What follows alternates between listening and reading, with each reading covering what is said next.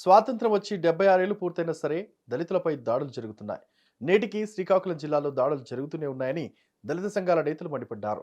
జిల్లాలోని తదితర ప్రాంతాల్లో ఇప్పటికే హత్యలు, దాడులను జిల్లా దళిత సంఘాల నాయకులు తీవ్రంగా ఖండించారు. ఈ మేరకు శ్రీకాకుళం జిల్లాలో దళితులను దళితులుగా చూసే పరిస్థితి లేదన్నారు. ఎస్సీ, ఎస్టీ అట్రాసిటీ కేసులు పటిష్టంగా అమలు చేయకపోవడం వల్లే ప్రశ్నించిన దళిత యువకులను టార్గెట్ చేసి హత్యలు చేస్తున్నారన్నారు. అంబేద్కర్ భిక్షతో గెలిచిన ఎమ్మెల్యేలు, మంత్రులు, ప్రజాప్రతినిధులు కనీసం దళితులపై దాడులు చేసినా పట్టించుకోవడం లేదన్నారు. దళిత ప్రజాప్రతినిధుల కుర్చీకి విలువ లేకుండా ఈ ప్రభుత్వాలు చేస్తున్నాయన్నారు. రాష్ట్రంలో దళితులపై రాజకీయ కక్ష సాధింపుల కోసం ఎస్సీ, ఎస్టీ అట్రాసిటీ చట్టాన్ని జగన్ దుర్వినియోగం చేస్తున్నారన్నారు. ఎస్సీ, ఎస్టీ చట్టాలు పటిష్టంగా అమలు చేయడం లేదన్నారు. దళితుల ఓట్లతో గెలిచిన సీఎం జగన్ దళితులపై దాడులు చేయించడం విడ్డూరంగా ఉందన్నారు. ఇప్పటికీ దళిత యువకులను, మహిళలను వెంటాడి హత్యలు చేస్తుంటే వాటిని ఆత్మహత్యలుగా చిత్రీకరించడం దారుణమన్నారు. ఇంత జరుగుతున్న ఈ ప్రభుత్వం వల్ల దళితులకు పైసా ఉపయోగం లేదని మండిపడ్డారు. దళిత ప్రజాప్రతినిధులకు గౌరవం దక్కే పరిస్థితి వైసీపీ ప్రభుత్వంలో లేదన్నారు. వైసీపీ నాయకులు మా దళితులను చంపి రాజకీయాలు చేస్తున్నారని తీవ్రంగా ఖండించారు. దళిత సంఘాల అందరం ఏకమై రానున్న ఎన్నికల్లో వైసీపీకి తగిన బుద్ధి చెప్తారన్నారు.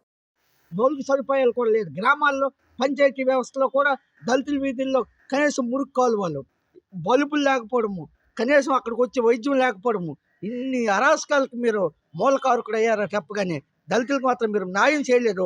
భవిష్యత్తులో మీరు న్యాయం చేయకపోతే మీకు మాత్రంగా గత ప్రభుత్వాలకు పట్టే గత మీకు పట్టక తప్పదనేసి ఈ సందర్భంగా హెచ్చరిస్తున్నాం. ఈ రోజు కూడా దళితుడిని దళితుడిగా చూసేటువంటి పరిస్థితి లేదనంటే దీన్ని ఎవరికి చెప్పుకోవాలి? ఈ రోజు కూడా అంటరానితనం, కుల వివక్ష, దేవాలయ ప్రవేశాలు లేకపోవడం, దళితుడంటే పట్టణాల్లో కూడా ఇల్లు ఉన్నటువంటి పరిస్థితి నేటికి కొనసాగుతూ ఉంది. కానీ ఇప్పుడు వచ్చిన ప్రభుత్వం ఏమైనా భిన్నంగా ఉందనంటే భిన్నంగా లేని కాదు కదా, ఇంకా దళితులను తన్నండి అనే పద్ధతిలోనే ఈ ప్రభుత్వం వ్యవహరిస్తుంది తప్ప దళితులకు రక్షణగా వ్యవహరించేటువంటి ప్రభుత్వంగా లేదని చెప్పేసి ఈ 4.5 సంవత్సరాల కాలంలో మేము అంచనా వేసింది కూడా మా దృష్టికి వచ్చింది. ఈ ప్రభుత్వం వచ్చి దళితులకు పైసా సహాయం లేసరి కదా పూర్తిగా నష్టం చేసింది. గత 50 సంవత్సరాల నుండో 30 సంవత్సరాల నుండో అనేకమైన సంక్షేమ పథకాలు ప్రభుత్వాలు పెట్టి దళితుల అభివృద్ధికి పాటుపడుతుంటే ఈ ప్రభుత్వం వచ్చి సుమారుగా 28 సంక్షేమ పథకాలను రద్దు చేసి దళితులకి అభివృద్ధికి దూరం చేసేటువంటి పరిస్థితి నెలకొన్నది.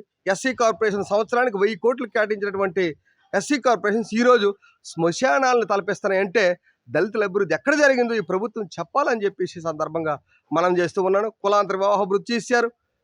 కులాంతర వివాహ వృత్తి తీసేయడంతో పాటు విదేశీ విద్య కూడా తీసేసిన పరిస్థితి ఉంది.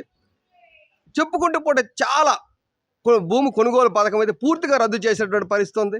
మరి ఎవరికి పెడుతుంది ఈ ప్రభుత్వం? అగ్ర కుల పెత్తందారులకి, ఆధిపత్య కులాలకే ఈ ప్రభుత్వం కొమ్ము కాసి పథకం ప్రకారం దళితుల మీద దాడులు కుసుగొలిపేటువంటి పద్ధతి చేస్తూ ఉంది. కాబట్టి దేశం మొత్తం మీద ఉన్నటువంటి, రాష్ట్రం మొత్తం మీద ఉన్నటువంటి దళిత సంఘాలు భారత రాజ్యాంగాన్ని కాపాడుకునే దిశగా, దళితులకి సమాన న్యాయం వచ్చే దిశగా, ఆర్థికంగా వాళ్ళు అభివృద్ధి అయ్యే దిశగా మనం పనిచేయాలని చెప్పి, సమానత్వం కావాలని చెప్పి, పనిచేయాలని చెప్పి ఈరోజు రాష్ట్ర వ్యాప్తంగా ఉన్నటువంటి దళిత సంఘాలన్నీ కూడా ఒక ఐక్య కూటమి మీదకి వచ్చి ఈ ప్రభుత్వానికి ఎన్నికల ముందు సవాల్ ఇసరాలని చెప్పి మేము అనుకుంటున్నాం. ఎప్పటికైనా ఈ రాష్ట్ర ప్రభుత్వం 4.5 సంవత్సరాల కాలంలో దళితులపై చేసిన విధ్వంసానికి, అలాగే దళితులపై జరుగుతున్న దాడులకి పూర్తి బాధ్యత వహించాలి.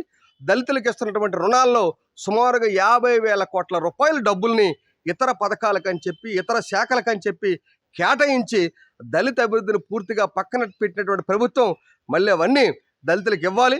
ఒకవేళ ఇవ్వకపోతే మాత్రం గత ప్రభుత్వాలకు ఏ గతి అయితే పట్టిందో జగన్మోహన్ రెడ్డి ప్రభుత్వానికి కూడా అదే గతి పడుతుందని చెప్పి దళితులు చూస్తూ ఊరుకోరని చెప్పి ఈ సందర్భంగా ప్రభుత్వాన్ని హెచ్చరిస్తూ ఉన్నాం. జగన్మోహన్ రెడ్డి అధికారంలోకి వచ్చిన తర్వాత దళితులకి భద్రత లేదు, రక్షణ కొరవైంది. దాంతోపాటు దాడులు అనేది విపరీతంగా పెరుగుతున్న పరిస్థితి కూడా ఉంది. ఉమ్మడి శ్రీకాకుళం జిల్లాలోన నర్సరావుపేటలో చూస్తే అక్కడ భూమి సమస్య మీదేమో అధికారులు పట్టించుకోకపోవడం వల్ల, అక్కడ ఉన్నటువంటి రాజకీయ యంత్రాంగము చొరవ చూపడం వల్లేమో ఆ భూమి సమస్య మీద అక్కడ పోరాడినందుకు అక్కడ దళితుడి పైన ఉరేసుకునే విధంగా చంపేసే ఒక మిస్టరీ కేసు కూడా సృష్టించే విధంగా ప్రయత్నాలు చేశారు తప్ప అక్కడ దళితుడు బలికునే పరిస్థితి కూడా ఉంది. దాంతోపాటు రీసెంట్గా నర్సరావుపేటలోనేమో సిడివలస గ్రామం సంబంధించి అక్కడేమో ఒక అమ్మాయి, వెలమ అమ్మాయి, బీసీ కులం అమ్మాయికి ప్రేమించరనేసి వాళ్ళ తల్లిని, దళితుడి యొక్క తల్లిని రాడ్లతో కొట్టి ప్రకాశం చేసే విధంగా దాడులు ఏం చేసినా అధికారులు పట్టించుకోలేదు. ఈ రోజు గుర్వంలో జరిగిన సంఘటన కూడా అదే. రాజా నియోజకవర్గంలోన గుర్వంలో కూడా మెంతిపేటలో కూడా రీసెంట్ గా జరిగిన సంఘటన కూడా పునరావృతం అవుతూ ఉన్నాయి. ఎక్కడ చూసినా దళితులకి రక్షణ లేని పరిస్థితి కూడా ఉంది. ఎస్సీ ఎస్టీ సప్లైన్ అనేది అమలు చేయడం లేదు. ప్రత్యేకించి నిధులు కేటాయించకపోవడం వల్ల ఈ రోజు దళితులేమో చదువులు కూడా దూరం అవుతున్న పరిస్థితి కూడా ఉన్నటువంటి పరిస్థితి కూడా ఉన్నది. ఈ వచ్చి భూములు లేక ఇల్లు లేక చాలా ఇబ్బందులు గురవుతున్నారు. ప్రభుత్వాలు చొరవ చూపించి దళితులకి ప్రత్యేకమైనటువంటి సప్లై నిధులు కేటాయించి వాళ్ళ దాడులు ఎవరైతే చేస్తారో అగ్రకుల పెత్తందారుల పైన చర్యలు తీసుకోవాలని ఈ సందర్భంగా తెలియజేస్తున్నాం. పేరు మజ్జిగనప్పి. నేను ఉత్తరాంధ్ర దళిత అధ్యక్షుడిను. ఈరోజు రాష్ట్రంలో అలాగే రాజం నియోజకవర్గం కూడా ఎస్ఎల్ అధ్యక్షుడిగా టీడీపీ ఎస్ఎల్ అధ్యక్షుడిగా కూడా ఉన్నాం.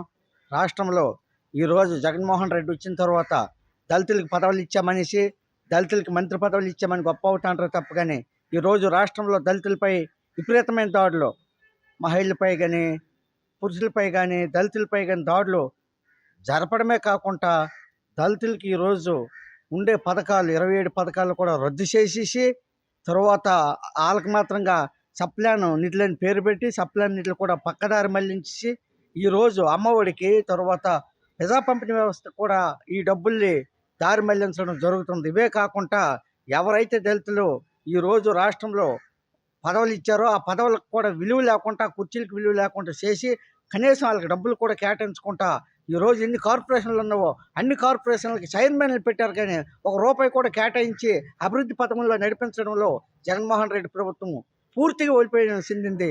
అలాగే ఈ గతంలో కరోనా టైంలో సుధాకర్ డాక్టర్ గారు మాస్క్ అయినందుకు ఆయన కూడా పిచ్చోడిని చేసి దళితుడనేసి ఆయన చంపించడం జరిగింది. అలాగే సుబ్రహ్మణ్యం కూడా పార్సిల్ చేశారు. కనీసం ఎవరైతే పార్సిల్ అనంతబాబుని కనీసం ఈ రోజు కూడా అరెస్ట్ చేయడం కానీ లేకపోతే ఆయన్ని దూరం సస్పెండ్ చేయడం కానీ చేయకుండా ఆయన్ని కూడా పక్కన కూర్చుని పెట్టుకుని జగన్మోహన్ రెడ్డి నువ్వు దళితుల పక్షాన్ని ఉన్నామని చెప్పి నేను దళితులకి మామయ్య అని చెప్పేసి నువ్వు దళితుల ఓట్లు వేయించుకొని ఈరోజు దళితుల మీద దాడులు ఇంత జరుగుతాయి ఎందుకు పట్టించుకోవడం లేదు జగన్మోహన్ రెడ్డి? నువ్వు పూర్తిగా నువ్వే ఆలోచించాలి. నువ్వు ఈ రాష్ట్రంలో పూర్తిగా వైఫల్యం చెందావు. దళితులు ఓట్లు వేయించుకున్నావు. దళితుల ఓట్లు రాష్ట్రంలో ఎక్కువ ఉన్నప్పుడు కూడా మీ కమ్మ, మీ రెడ్డి, మీ తక్కువ ఓట్లు ఉండి మమ్మల్ని లేదించి మమ్మల్ని చంపించి మీరు రాజకీయాలు చేస్తాంటారు తప్ప కానీ ఇది మీకు సబాబు కాదు.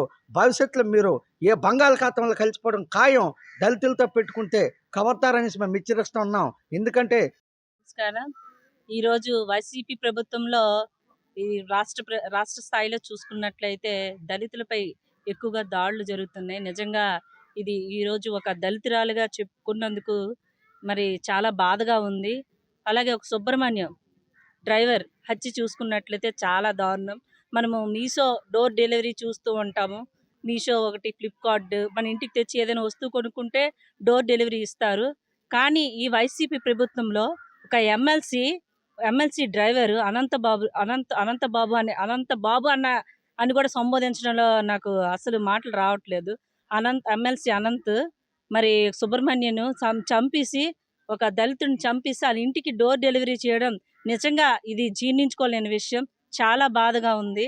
అలాగే ఒక డాక్టర్ సుధాకర్ కరోనా వంటి సమయంలో పాపం మాస్క్ అడిగినందుకు రోగులు అదే కరోనా రోగుల్ని బాగు చేయడానికి వెళ్ళినప్పుడు మాస్క్ అడిగినందుకు ఒక అంత డాక్టర్ని, ఎంబీబీఎస్ డాక్టర్ని ఒక పిచ్చోడ్లా చేసి ఆయన్ని నడి రోడ్డుపై పాపం ఎంతో వేడుకున్నాడు. నాకు ఒక పెన్షన్ వస్తుంది, తర్వాత ఒక 2 నెలల్లో రిటైర్ అయిపోతాను, సరిగ్గా జీతాలు కూడా రావట్లేదు, నా కుటుంబ ఆర్థిక పరిస్థితి చాలా బాధగా ఉంది అని చెప్పినప్పుడు కూడా అటువంటి వ్యక్తిని కూడా మరి రాజకీయ కక్షతో మరి ప్రభుత్వాన్ని నిలదీస్తున్నాడని తరుణంలో ఆయన్ని ఒక పిచ్చోడ్లా చేసి రోడ్డు పైన చంపడం నిజంగా చాలా బాధగా ఉంది.